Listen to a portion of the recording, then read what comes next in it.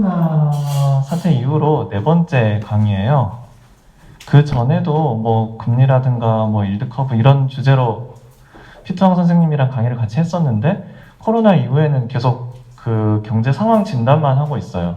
이게 경제 상황이 워낙 급변하다 보니까 좀 그때그때 상황이 어떤 상황인지 이제 진단할 필요가 있어서 계속 그런 고민을 하다 보니까 계속 이렇게 이제 시리즈로 강의가 됐고요. 이게 되게 좀 지난 강의들을 복귀해 보면은 제가 코로나 일어나자마자 3월 17일에 첫 강의가 있었는데요. 그때는 아직까지 이게 경기 침체가 왔다라는 거에 대해서 많은 사람들이 인지를 못하고 있을 때였어요. 주가는 이제 연일 하락하고 뭔가 전염병이 퍼진다는데 무슨 일인가? 그때 강의에서 이미 경기 침체가 왔다고 얘기를 했죠. 그리고 그 주에 이미 그 파웰 연준 의장이 경기 침체가 왔고 역사상 가장 깊고 긴 경기 침체가 될 수 있다라고 얘기를 했고요. 주가는 근데 이미 박살이 나 있었어요. 그래서 경기 침체가 왔지만은 이거 지금 팔 때가 아니라 이제 매수 기회를 노려야 될 때라고 제가 말씀을 드렸는데 결과적으로 매수 기회인 거 맞았죠? 그 뒤로 이제 주가는 강하게 반등을 했는데 경기 침체는 까놓고 보니까 가장 깊은 건 맞았는데 가장 짧은 경기 침체였습니다. 사실 연준 의장조차도 이 판단은 틀렸죠.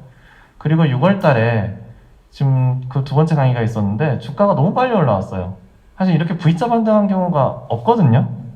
지난 한 40년 동안에 V자가 단 한 번도 없었는데 V자가 나와서 여기서 다시 강의를 했죠.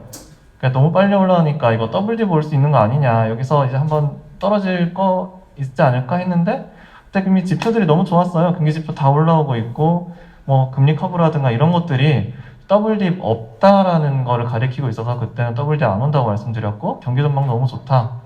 이때는 다 맞았죠. 이렇게 해서 쭉 주가 이제 이거는 한국이 아니라 S&P인데요.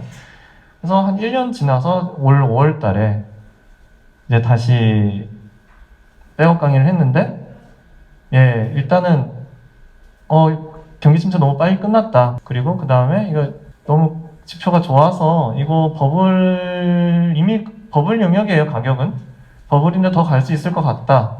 미국은 그 뒤로 사실 쭉 더 갔습니다. 한국은 7, 8월까지는 지수 더 가다가 그 다음에 최근에 좀 과장을 해버렸죠. 그리고 그때도 이제 물가가 이제 올라오기 시작하니까 물가에 대한 얘기들이 있었어요.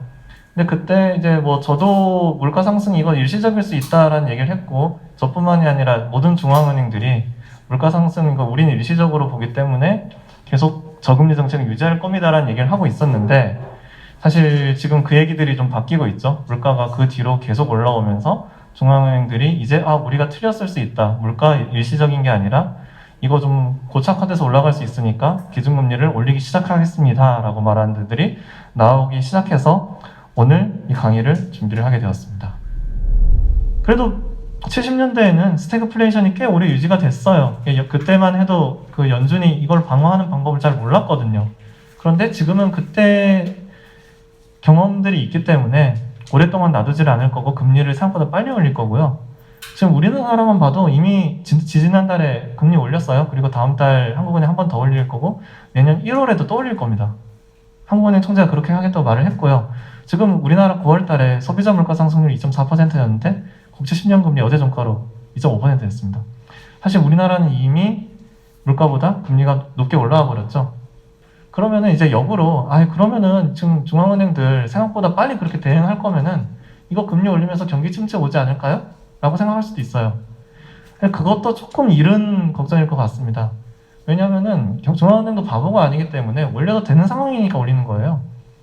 역사적으로 중앙은행이 기준금리를 올리기 시작해서 경기 침체가 온 적은 단 한 번도 없습니다. 대개 기준금리를 올리고 나서 그 정점에서 어느 정도 시간이 있다가 이제 경기 침체가 오거든요. 항상 그랬죠. 우리나라도 마찬가지고요. 한국은행이 기준금리 올리기 시작할 때 경기 침체 온 적은 없어요. 언제나 올리고 나서 그 끄트머리에 오는데 이게 그럴 수밖에 없는 게 올릴 초기에는 아직 경제 상황도 튼튼하고 다만 이제 물가만 오르고 있으니까 이게 경기 침체를 유발하지는 않는데 어쨌든 물가 오르는 걸 방지하기 위해서 계속 금리를 올리다 보면은 금리는 어느 순간 보면 좀 높은 수준에 와 있고 경제는 계속 팽창할 수는 없잖아요. 순환적으로 어느 순간 정점에 이르고 금리 수준은 부담스럽고 이제 그게 이제 경기의 이제 마지막인 거죠. 그렇게 보면은 아직 꽤 이제 경기 그 금리 인상의 초입이기 때문에 시간은 꽤 많이 남아 있는 것 같습니다. 그러면은 야 그럼 도대체 너 그런 얘기만 하지 말고 언제 올지 좀 찝어달라. 경기 침체 언제 올 것 같아? 하면 사실 그건 모르죠. 누가 알겠습니까? 이거 알면은 엄청난 돈을 벌었겠죠? 하지만 언제 올지 시점은 알 수 없지만 이게 장단기 금리 차인데요. 미국 10년 금리에서 2년 금리를 뺀 겁니다. 이게 이제 마이너스로 간다라는 게 장기 금리가 단기 금리보다 낮다라는 건데요. 보통 경기 침체 오기 전에 장단기 금리가 역전이 돼서 신호를 줍니다. 항상 그랬고요. 근데 이번에는 아직까지는 꽤 여유가 있는 편이죠. 근데 이제 미국이 예상보다 기준금리를 빨리 올릴 것 같아요. 이게 기준금리 선물에 반영된 금리 인상 가능성인데 보면은 지금 내년 말에는 기껏해야 한 번 내년 말까지 올릴 수 있을 것이다가 2달 전만 해도 시장의 기대였는데 지금은 내년 말에 한 2번 정도까지는 올라가 있을 것이다로 바뀌었고 이게 빠르게 바뀌고 있어요.